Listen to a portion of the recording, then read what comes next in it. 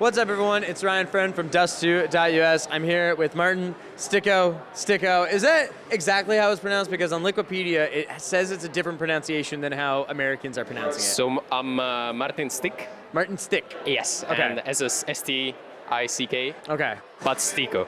Okay. STYKO. All right. Well, that works for me. Well, you're here with Apex, who last year you guys had Apex Rebels were here, and they got all the way to second place, obviously losing to the Americans, because as we know, Americans are better.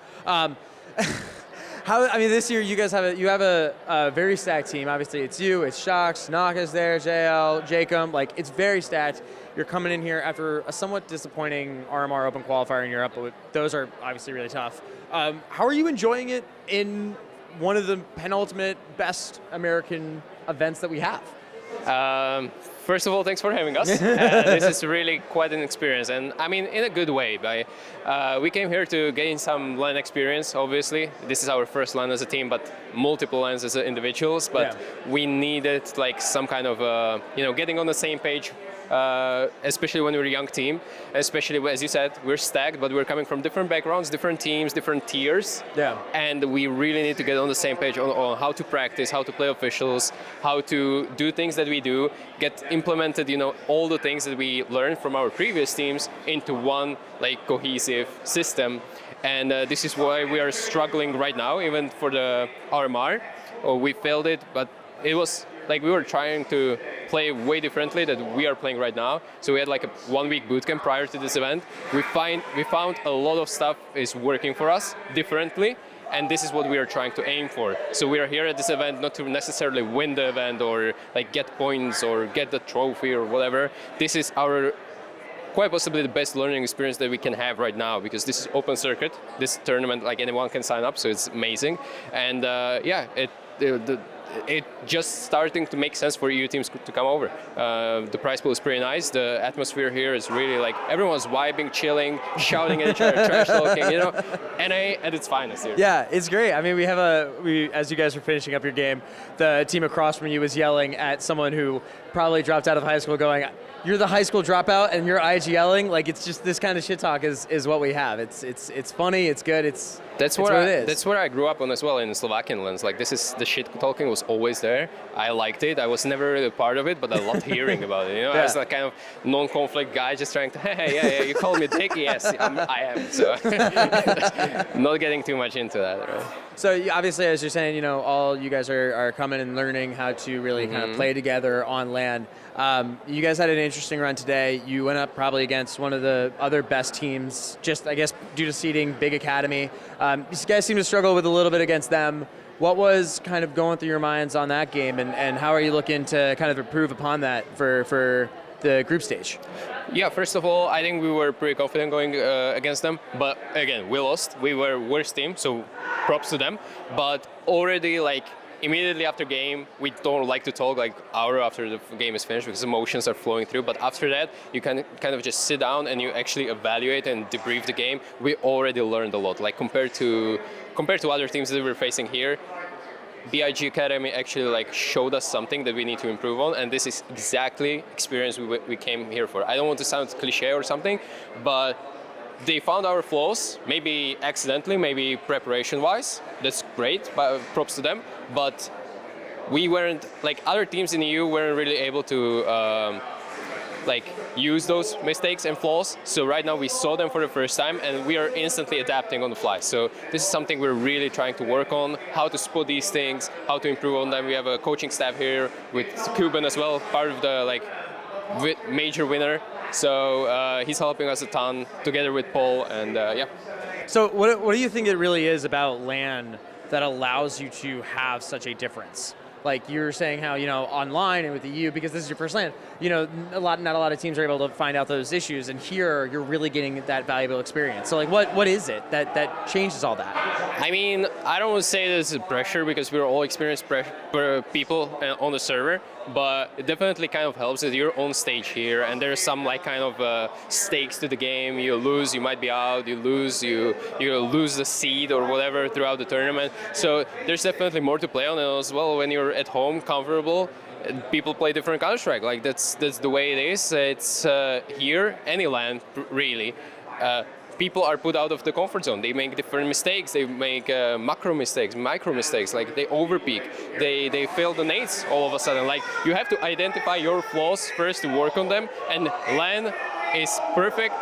Like moments or like a part of the schedule that you can actually work on those mistakes better because they like amplify themselves. Yeah, and obviously we're hearing a lot of sounds and we're hearing the announcers going on in the game that's happening right now. This is the biggest Fragadelphia that we've ever had. I think there's like 35 open teams. We have about 4 international teams that have come over from Europe. Do you think that now Fragadelphia has really put itself into a place where Europeans can come over and really participate? Is it really worth their while to do it? I think so. Like already this year, I feel like it is very much worth it for some teams to come. Obviously, you can't really tell because it's in the part of the year where you're like kind of in a limbo. Like, are we going to make an RMR or not? Like, if we made the RMR, this would probably be not the best option for us to go. But since we failed to do that, I feel like it's all right. So yeah, it's kind of a backup plan for a lot of teams for now, but I can see definitely this being like in Europe, we have a Copenhagen Games. Are those still going on? I thought those got like delayed. I think during COVID they weren't. Okay. But I'm pretty sure before that they were pretty hyped, Yeah. and I myself won one of Copenhagen Games editions, and I think like people go there and it's a BIOS LAN, and it has a lot of like feeling to this, what I'm seeing right now in front of me. Yeah. So obviously we're a North American news channel, so I have to ask you, you were a member of North American CS for less than 2 months. What are your thoughts on the current state of North American CS, and how do you think it's either grown or kind of gotten worse as the years have gone on since your time with Cloud9? Let's not kid ourselves, I think it has gone worse. There were brief periods of time where it was really good, meaning that Liquid went on to win a Grand Slam, and Twist is doing a real good job representing NA overseas. But it's definitely harder, and I don't know what to attribute it to. I think a lot of stuff that people are like still ignoring is that Valorant came out, and honestly, like Valorant took a lot of talent out of NA, and I don't know what are the like current contract-wise numbers in Valorant teams and CS teams, but I feel like if people like to play Valorant more or something, or like they get paid more, I mean, it makes sense for the players. But in EU, this didn't really happen. Like CS was still on top of it when it comes to salaries and stuff like that. So people were more motivated to play those events, get more prize pool in.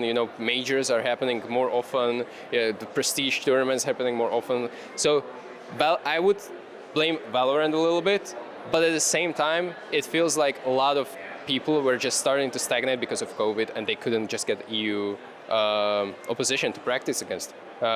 Brazilians were doing it for a brief period of time. A lot of people from Brazil went to EU, even during COVID times, to practice, and those guys are kind of ahead of NA right now. Yeah, the biggest thing that we're seeing right now is that a number of the Brazilian teams, Pain Gaming, Imperial, 00 Nation, MIBR, they've actually all moved back down to Brazil for this latter half of the year. It's taken a lot of teams coming out of NA, so we lose that practice. Do you see the Brazilian scene kind of almost stepping up above where the NA scene was now at this point? I definitely do. I can feel it in practice. In Europe, when there's like a once in a blue moon, when we have to play a North American team, you don't get as much of the practice as even playing against, I don't want to say random Brazilian team, but not the tier 1 or barely tier 2. Like they just work, I guess, much harder or much smarter. I don't know. It's hard for me to say. It's just I feel the dedication coming through a little bit more compared to NA, and I don't want to like trash talk or something. It's just how I feel about it in the practice, because I have no idea. I don't talk with any Brazilian players. I'm not like friends with any particular, and NA players as well. Like I know a couple of them, but we barely talk. So. Yeah.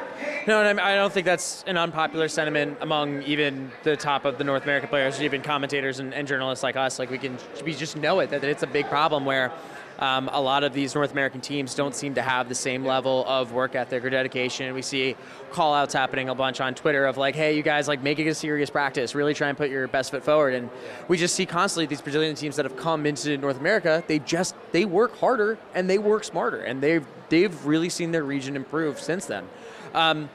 So seeing through all of that and now understanding that these are probably the issues, we have 3 top NA teams. We have Complexity, we have EG, which has undergone some changes, almost went EU when they were trying to get Masuda, and we have Liquid. Liquid with Yakinder. Do you think that they're easily one of a top 5 team in the world and someone that at this next major is a team to beat? I don't feel like they're top 5 team in the world. I see a lot of flaws in the game, honestly. I see them even more when I spent some time together with Richie Shooks, who was part of the team, and we were like analyzing stuff. Like me and him were working quite closely together on a lot of stuff regarding my IGLing, and like Liquid on a good day, easily top 3 team. On a bad day, barely top 10. That's still pretty good. If my floor is top 10 for NA, I'm still going to feel a little bit good about that. All right. I'm not gonna go too much into that, but yeah, I mean, it comes down to a lot of individual stuff, and not only on the server, like shooting wise, but also like psychology, like psychological stuff. Like people don't shut down, people actually try hard until they lose the 16th round, stuff like that. In Europe, it's quite common. Like you're losing 15-1, and people are still hyped up to play and put up the fight. But like when I see or I heard and I saw some instances here in Philadelphia, like people just go emo mode. Seriously, like they go into darkest, deepest depression for a couple of minutes and just want to get over with, stand up, leave, and come back and hopefully get better on the next map. But it's insane what I'm seeing sometimes here. Yeah. No, I mean, I don't think you have to apologize for your observations here at FRAG. And I mean, I think of NA, it is known. We do know that a lot of people tend to shut down. It is a problem. And obviously one that we're hoping to fix just by, I don't know, improving and doing whatever. Yeah, I would say it's like emotional Counter-Strike. Yeah. So when people are happy, they're hitting good shots. Right. But as soon as you go, like, something happens, you lose an eco, people shut down, and suddenly you can lose, like, not even the next round, like whole map, whole best of 3, based on something so stupid that is unavoidable in Counter-Strike because you make mistakes every round. It's just about other team punishing them or not. So this is something that I see even in tier 1 teams, like, I don't want to say Liquid and stuff like that, but I can see it in the demos, you know, like something's off. Like they lost 1 round and then the next round, like something was off. Like I can't really put the words. Yeah, no, I mean, it's just like a feeling that you can have and understand. You know, sometimes it doesn't always have to be analytical or scientific. It's just like a feeling. All right, so moving into a little bit happier news here, as we've beat this subject to death. You guys are now made it into groups. Very exciting. You were able to go and defeat Snake's Den 2-0. Seemed to be very quick, very easy. Who are you most looking forward to playing in your upcoming group tomorrow? Upcoming group, probably, I don't even know what groups we have, honestly. I would love to play BIG again. Like, I mean, that game gave us so much compared to other games, and this is what we're here for, as I said. So BIG, and probably ATK from NA.